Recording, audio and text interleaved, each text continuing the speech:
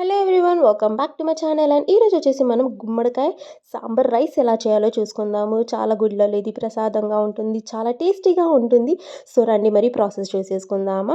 ఇక్కడ వచ్చేసి 1 glass rice తీసుకున్నాను, అలాగే హాఫ్ గ్లాస్ కందిపప్పు తీసుకున్నాను. దీన్ని మనము వాటర్లోకి ఒక 15 to 20 మినిట్స్ దాకా ప్రాపర్గా నానబెట్టేసుకోవాలి. నీట్గా క్లీన్గా కడుక్కున్న తర్వాత దాని తర్వాత ఇది ప్రాపర్గా నానిన తర్వాత కుక్కర్లోకి మనము నానబెట్టుకున్న పప్పు ఇంకా రైస్ని వేసేసుకుందాము. అలాగే నార్మల్గా మనం రైస్ వండేటప్పుడు 2 గ్లాసెస్, ఎగ్జాంపుల్గా చెప్తున్నాను, 2 గ్లాసెస్ వాటర్ యాడ్ చేస్తే దీంట్లోకి అయితే మనం వచ్చేసి 4 గ్లాసెస్ వాటర్ యాడ్ చేసుకుందాము, డబల్. ఎందుకంటే అది బాగా మెత్తగా ఉడికిపోవాలి కాబట్టి.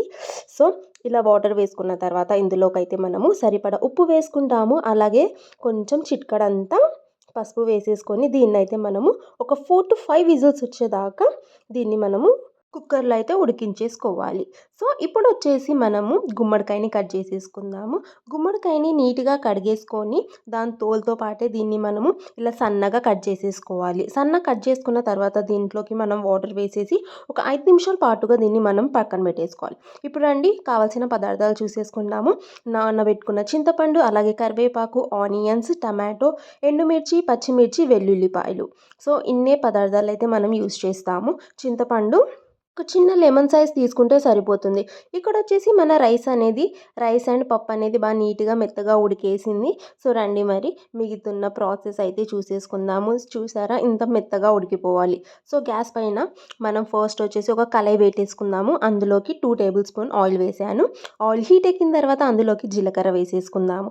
జీలకర్ర వేగిన తర్వాత అందులోకి వెల్లుల్లిపాయలు వేసేసుకొని వెల్లుల్లిపాయని కూడా బాగా వేగనివ్వాలి. వెల్లుల్లిపాయలు అనేవి వేగిన తర్వాత అందులోకైతే మనము పచ్చిమిర్చి వేసేసుకుందాం. అలాగే ఎండుమిర్చి, కరివేపాకు, ఆనియన్స్ వేసేసుకొని ఒక 3 నిమిషాల పాటుగా అయితే మనము దీన్ని ఆయిల్లోకి వేగనిద్దాము. సో ఆనియన్స్ అనేవి మరీ మెత్తగా వేగాల్సిన అవసరం లేదు, గోల్డెన్ బ్రౌన్ కలర్ వస్తే సరిపోతుంది. సో ఈ డిష్ అయితే మనం మార్నింగ్ బ్రేక్ఫాస్ట్లోకి కానీ, మధ్యాహ్నం లంచ్లోకి కానీ, అలాగే సాయంత్రం డిన్నర్లోకి కానీ చేసుకోవచ్చు. చాలా టేస్టీగా ఉంటుంది, చాలా ఈజీగా, చాలా త్వరగా అయిపోయే ప్రాసెస్ అనమాట ఇది. సో ఆనియన్స్ అనేవి మరి బ్రౌనిష్గా రాకపోయినా లైట్ గోల్డెన్ కలర్లో వస్తే సరిపోతుంది. సో ఇలా వచ్చిన తర్వాత అయితే దీంట్లోకి వచ్చేసి మనం మిగతా ఉన్న ఇంగ్రీడియంట్స్ అయితే యాడ్ చేసేసుకుంటాము.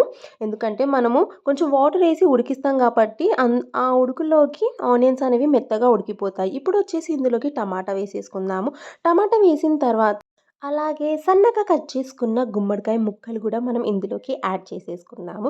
గుమ్మడికాయ ఉడకడానికి పెద్దగా టైం ఏం పట్టదు. కొంచెం మనము వాటర్ వేయకముందు ఒక 2 to 3 మినిట్స్ దాకా దీన్ని మనం మగ్గనిస్తే సరిపోతుంది. సో మనము టమాటా ఇంకా గుమ్మడికాయ వేసిన తర్వాత వీటన్నిటిని బాగా కలిపేసి ఒక మూత పెట్టేసి మనము ఒక 2 to 3 మినిట్స్ దాకా దీన్ని లో ఫ్లేమ్లోకి మగ్గనివ్వాలన్నమాట. ఇది ప్రాపర్గా మగ్గిన తర్వాతే మూత తీసేసి మనము దీన్ని ఒకసారి చెక్ చేసుకుందాము. గుమ్మడికాయ అనేది ఒక 50% దాకా మగ్గిందా లేదా అని చెప్పేసి ఒకసారి గుమ్మడికాయ అనేది 50% దాకా మగ్గిన తర్వాత అయితే ఇందులోకి వచ్చేసి మనము చింతపండు రసం అయితే వేసుకుంటాము. రసం వేసుకోండి, లేదంటే గుజ్జు తీసుకుంటే గుజ్జు వేసుకోండి. ఇక్కడ వచ్చేసి నేను చింతపండు గుజ్జు వేసాను. చింతపండు గుజ్జు వేసిన తర్వాత దీంట్లోకి అయితే వచ్చేసి మనము 1 టేబుల్ స్పూన్ సాంబార్ పౌడర్ వేసుకుంటాము. అలాగే 1 టేబుల్ స్పూన్ కారం వేసుకుంటాము. అలాగే సరిపడా ఉప్పు వేసేసుకొని దీన్ని బాగా కలిపేసుకొని ఒక 2 గ్లాసెస్ వాటర్ అయితే మనం ఇందులోకి యాడ్ చేసేసుకుంటాము. వాటర్ వేసిన తర్వాత అయితే మనము మూత పెట్టేసుకొని దీన్ని ఒక 5 మినిట్స్ పాటుగా బాగా ఉడకనివ్వాలన్నమాట, మీడియం ఫ్లేమ్లో పెట్టేసుకొని. సో అది అలా ఉడికేటప్పుడు అయితే టమాటా ఇంకా గుమ్మడికాయ ఏదైతే ఉంటుందో ప్రాపర్గా ఉడికిపోతుంది. సో ఇంతే అండి, చాలా సింపుల్ ప్రాసెస్. సో దీన్ని మాత్రం మనం కొంచెం ఎక్కువ వాటర్ వేసుకొని ఉడికించుకోవాలి. మీకు ఇంకా ఏమన్నా వెజిటేబుల్స్ వేయాలనుకుంటే వేయొచ్చు, లైక్ దోసకాయ, అలాగే క్యారెట్. సో చాలా సింపుల్, చాలా ఈజీ ప్రాసెస్. ఇప్పుడు వచ్చేసి నేను ఇందులోకి 2 గ్లాసెస్ వాటర్ వేసేసాను. వాటర్ వేసేసి ప్రాపర్గా ఉడికిచ్చేసాను అనమాట. సో ఒక మంచి ఉడుకు రానిచ్చిన తర్వాత దీంట్లోకి అయితే మనము ముందు ఉడకబెట్టుకున్న రైస్ ఇంకా పప్పు ఏదైతే ఉందో దాన్ని దీంట్లోకి యాడ్ చేసేసుకొని ఒక 2 నిమిషాల పాటుగా లో ఫ్లేమ్లోకి ఉడకనివ్వాలి. ఒకసారి వచ్చేసి మనము రైస్ అండ్ పప్పు వేసిన తర్వాత అది ఆ గ్రేవీలోకి ప్రాపర్‌గా మొత్తం మిక్స్ అయ్యేటట్టుగా నీట్‌గా కలిపేసుకోవాలి. అలా కలుపుకున్న తర్వాత ఆ ఎక్స్‌ట్రా వాటర్ ఏమైతే ఉంటదో ఆ గ్రేవీలోకి అది ఆ పప్పు అండ్ రైస్‌లోకి మొత్తం అబ్జర్వ్ అయ్యేటట్టుగా మనం లో ఫ్లేమ్‌లోకి మూత పెట్టేసుకొని ఒక 2 నిమిషాల పాటుగా ఉడకబెడితే సరిపోతుంది. సో, రైస్ అనేది మనం ముద్దగా ఉడికిచ్చాం కాబట్టి అది కొంచెము ఆ గ్రేవీలోకి సెట్ అవ్వడానికి కొంచెం టైం పడుతుంది కాబట్టి ఇలా కంటిన్యూగా మనము దాన్ని కలుపుతూనే ఉండాలి. లాస్ట్‌కొచ్చేసి సన్నగా కట్ చేసుకున్న కొత్తిమీర వేసుకుంటే సరిపోతుంది. చాలా యమ్మీగా, చాలా టేస్టీగా భలే ఉంటది. మీరెప్పుడన్నా గుళ్ళల్లో ఈ ప్రసాదం తినుంటే మాత్రం మీకు తెలిసుంటది ఇది ఎంత యమ్మీగా ఉంటదో అని చెప్పేసి. పిల్లలకి మార్నింగ్ బ్రేక్‌ఫాస్ట్‌లోకి గానీ, లంచ్‌లోకి గూడా పెట్టివ్వచ్చు. ఎందుకంటే గ్రేవీగా ఉంటది కాబట్టి తొందరగా ముద్ద కట్టుకోదు కాబట్టి చాలా బావుంటదనమాట.